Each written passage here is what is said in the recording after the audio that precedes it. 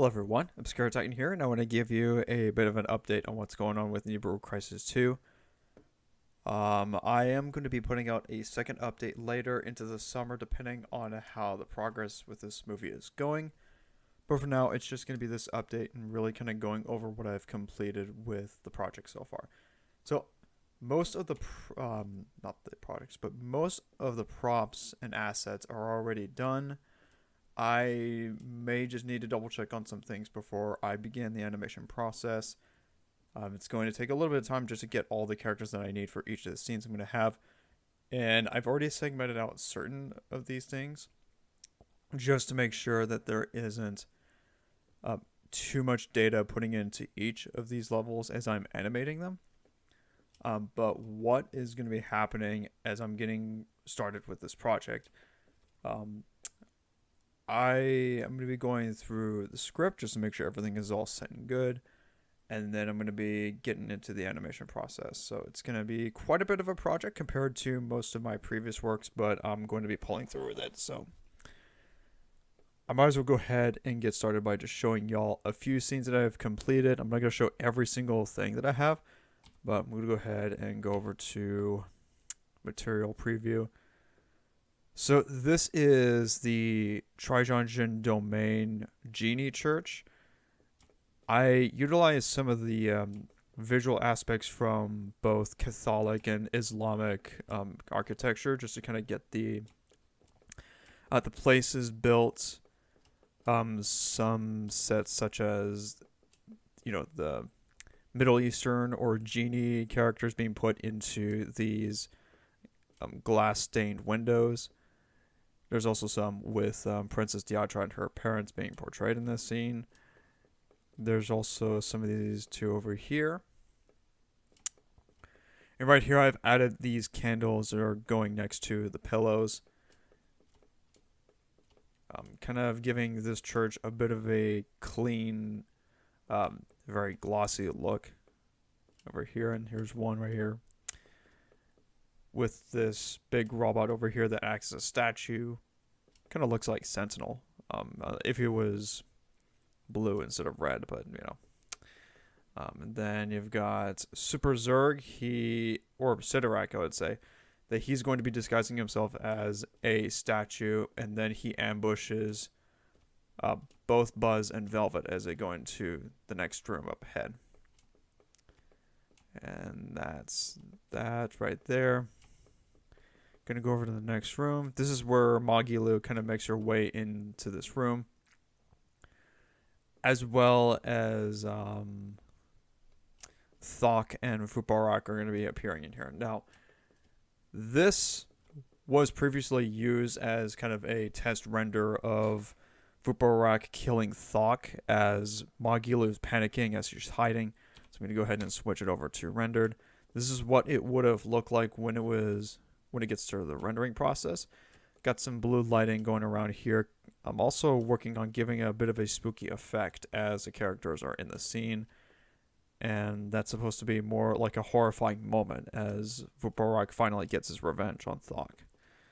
Right, here's a little bit of the scene over here with the vase. And here it is. Here's the altar with the rendering going on. You've got this light energon feeling. You also have these blue energon flares that are just kind of contained in the lamps. And you've got the two statues, or quote-unquote statues. One of them isn't, but there it is. And then later into this chapter, or in episode 1, we get a scene where Velvet and Buzz face Emperor Zurg that's at the top of this tower right here.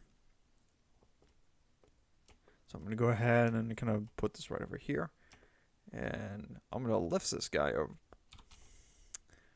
And as Zurg already gets the platform set in place, he gets them to the top and they fight up top. So I'm probably going to see if I want to add some kind of mist going on that's above, but I'll kind of have to see that once I get started with the animation. So there's that for the Genie Church. I'm going to go ahead and switch over to the next room. I am going to go ahead and see where... I'm not going to show off some of the older scenes because we've already seen those, such as Missilika's throne and what was it? Unicron's throne. Yeah, it's another one. There's also Zerg's chamber. We've seen that already from the previous film, Nibiru Crisis 1. And we even seen Zerg Zoomer in Nibiru Crisis 1, the same film. Except it's going to have some different fuel going on other than synthetic energon. I want to see if there's any. I want to say maybe... I think I can go over and check and see if there's... Because, again, I don't want to show every single thing that's going on here, but I'm going to go ahead and click on hallways. This is one of the scenes that's going to appear in Democratos as Velvet and Buzz's team kind of go into this facility. I took a little bit of a playbook from... Oh, wait, did I not add... Let me go ahead and double check. I want to make sure if there's... Okay, so there actually is texture. I probably might have brightened them a bit because it's probably why they may appear as silver in the rendered version. But anyway. So here it is with... I'll go ahead and kind of zoom this out a bit. So here's one of these rooms where Buzz and Velvet are going to get into as the Covenant will be marching their way across the hallways. And either they're trying to sneak past them or they kill them. And then as they make their way through, they're going to go through this hallway to get to the next part, which is kind of a bit of a reference from, I don't know which level it was. I think it was Halo 2's, not Quarantine Zone, I think it was Sacred Icon, when the Arbiter was destroying those giant drone, and then he activates the four switches, and then it just kind of goes through from one spot to another. And even Halo 4 had this one segment in, I think it was Shutdown, when both Master Chief and Cortana are going through one of those spots that the Didac had going on, where they would go on this platform, and then they get to the next part as they're fighting off against Covenant and Prometheans. Except here, it's going to probably be some Covenant and drones that Velvet and Buzz are going to be facing. So I'm going to go ahead and switch it over to rendered and see what that looks like. I need to kind of get that out. In fact, I'm going to go ahead and turn this bit off. So one of the things that Blender has when you want to see the scene without any of the extra fluff, whether if it's object being selected or if it's, what's that called? A cursor. Or the cursor or any of that. Also some of these lights, you can turn this bit off right here and you can just see... Hold on. And you could pretty much already see a preview of what the renders would look like if they were finalized. Kind of added this black mist down below, kind of giving it that mysterious feel. One of the things that I've been really wanting to do with any of the Halo adjacent spots is that it has this very dark, mysterious look. I think that's something that the art department for the Bungie Halo games did pretty well with Halo. Is that it kind of gives that very dark, mysterious, very creepy vibe that's kind of going on for that with Halo 1, 2, and maybe even 3 to an extent. I'd say Halo 1 probably had the creepiest vibe out of the trilogy when it comes to portraying Halo. Probably not quite as dirty as the Bungie games, but it's definitely a lot darker and creepier than what we've seen in 343. Now, I don't know if I still have that one bit, but it does come from another level, not the church. That's not that one. No. I had to borrow from some of the previous files just so that I can get this thing to work. I'm going to go ahead and turn that off. Let's see. Outskirts. Could that be it? Yeah, that's it. I had to borrow this one from another scene, but this is where the protagonists go inside. I think I've already put the previous lights on, but I'm going to go ahead and turn it back to... Nope. I'm going to turn it back over here. So this is what the outskirts entrance level would have looked like. But this doesn't have the lights as the other file that I have does. It will be a thing once it gets into animation, and that will show up in the movie. But there it is.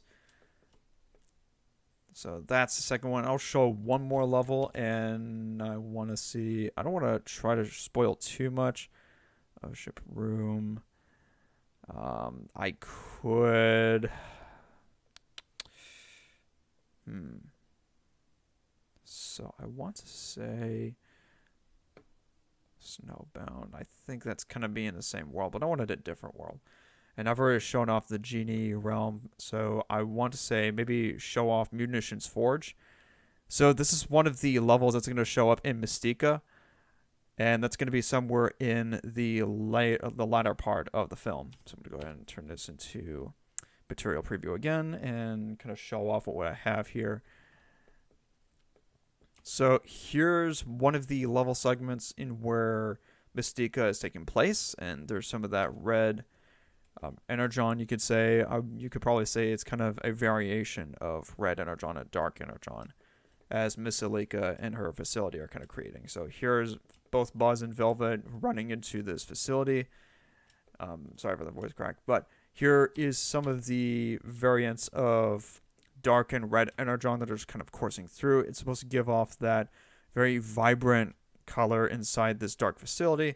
That's supposed to be bright enough for Velvet and Buzz to kind of stand out, and for the other characters are going to show up. Here's some spotlights up ahead. I'm going to go ahead and turn off the top. Kind of show you what it looks like. Here's some of these guys right here. For some reason, I didn't even... Hold on. I did not turn on the screen refractions.